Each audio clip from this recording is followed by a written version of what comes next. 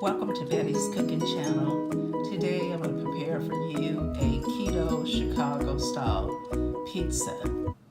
Now on my channel I will be doing keto and also regular pizzas. So I plan to do a regular Chicago deep dish pizza as well. So let's get started. These are some of the ingredients. I have a half bell pepper, half onion, and I have 3 garlic cloves. I'm gonna go ahead and add my peppers, green peppers, onions, and garlic in the pan.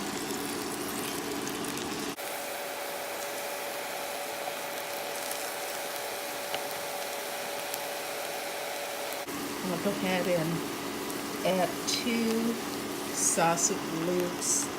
These are turkey sausage links by Genio.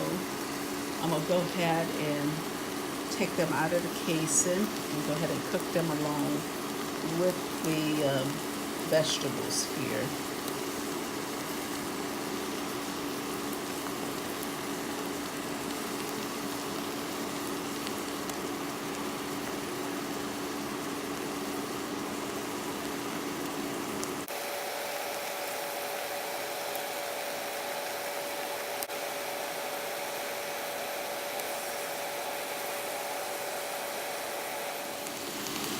I'm adding some mushrooms to the pan here.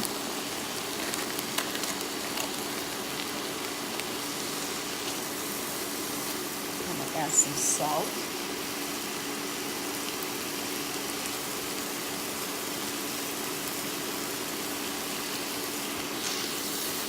Just about a teaspoon of salt.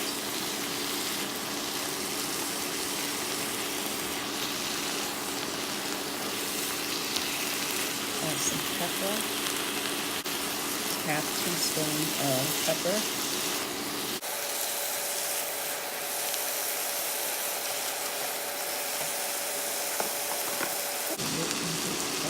Pinch the pepper flakes to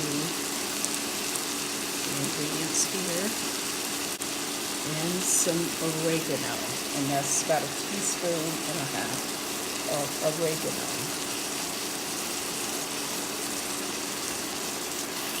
These are the ingredients for the deep dish, the keto deep dish Chicago style pizza. And you want to cook this down as much as possible. That way when you add it to your pizza dough, it won't have a lot of water in it. Because remember, we will have to add tomato-based sauce to the pizza as well. I just added some Husk's diced tomatoes to the blender here. I'm going to add 1 teaspoon of oregano, a half a teaspoon of Stevia, and a teaspoon of salt to this. This one has 0 sugar in it, and it has 6 grams of carb, which is not that much. Okay, so we're going to go ahead and make the pizza sauce right pan. I added a pinch of pepper flakes. I added the oregano, which was about a teaspoon oregano. And now I'm going to add 1 teaspoon of salt. Add the sugar.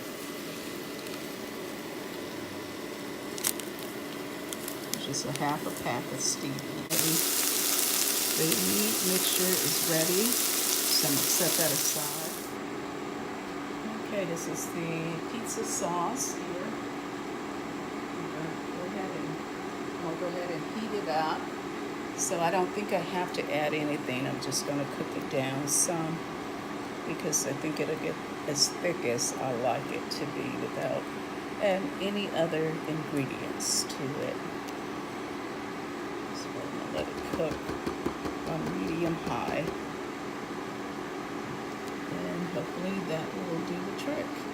We'll thicken the sauce. And making the pizza dough, I'm going to add 1 cup of coconut flour to the bowl and 1 cup of almond flour. I'm using 2 tablespoons, 4 tablespoons of oat fiber, half a teaspoon of sea salt. Go ahead and mix it together.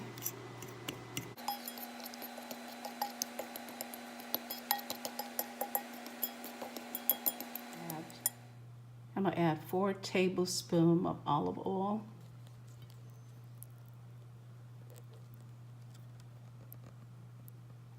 I'm going to add the 4 eggs.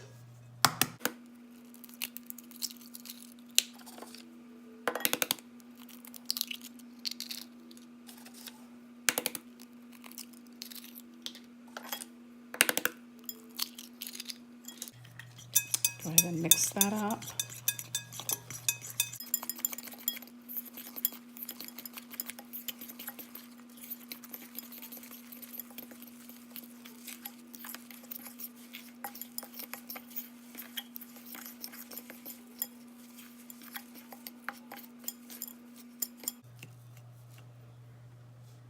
I'm going to add in about 1/4 cup of water, sugar, and yeast.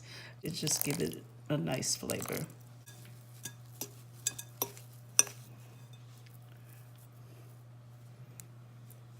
I'm going to use my fingers to bring the dough together.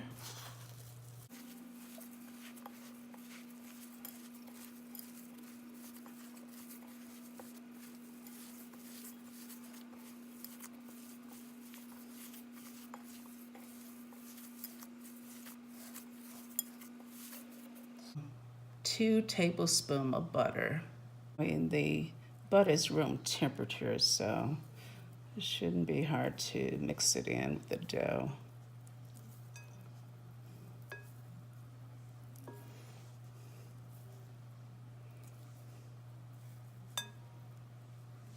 So I'm going to go ahead and mix this in.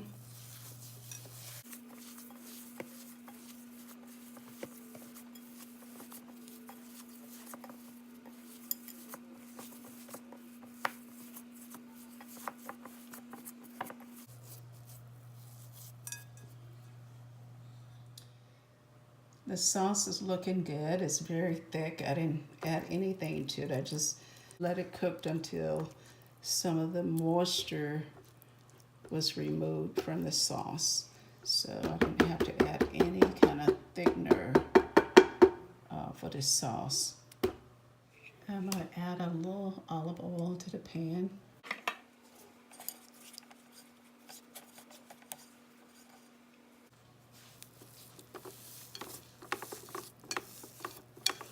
And just push the dough out the sides.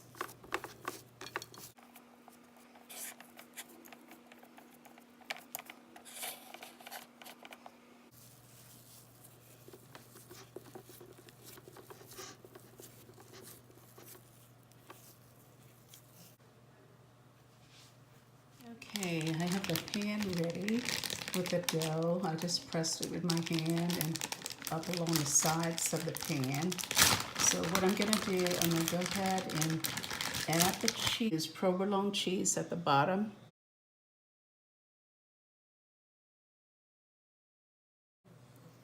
I'm going to surround it with that 2, 4, 5. I think I make it 6 at the bottom of the pan.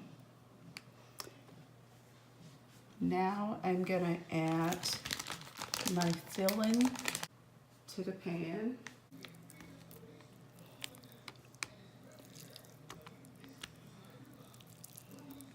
Add that to the bottom.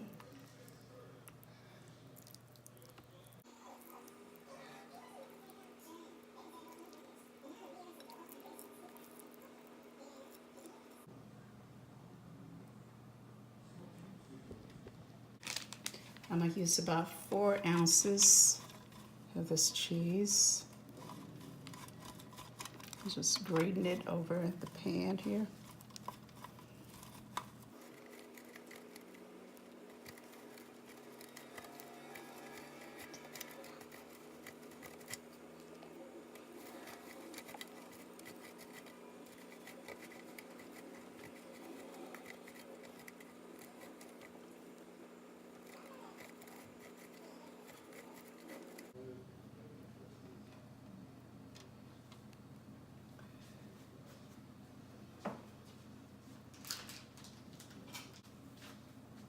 Now I'm going to go ahead and add the pepperoni on the pizza.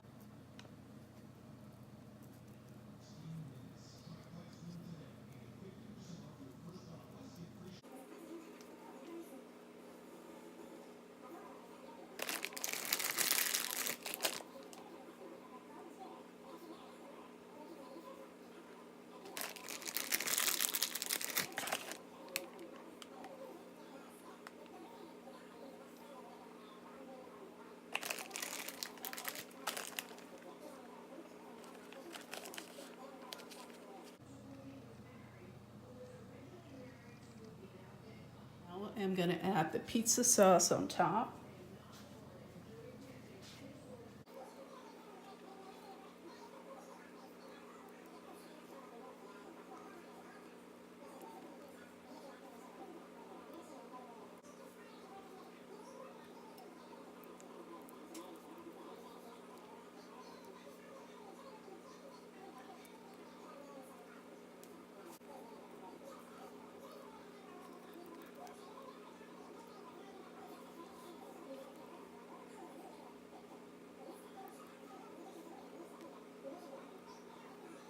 I'm gonna now add some Parmesan cheese to it.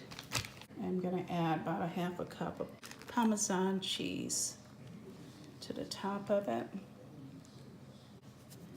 And there you go.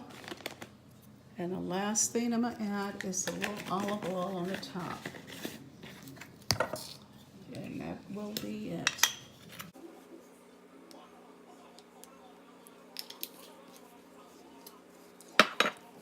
I'm gonna place it in a 450 degrees oven, and I will let you know how long I had to leave it in there because it is a deep dish pizza, okay? All right, so see you soon.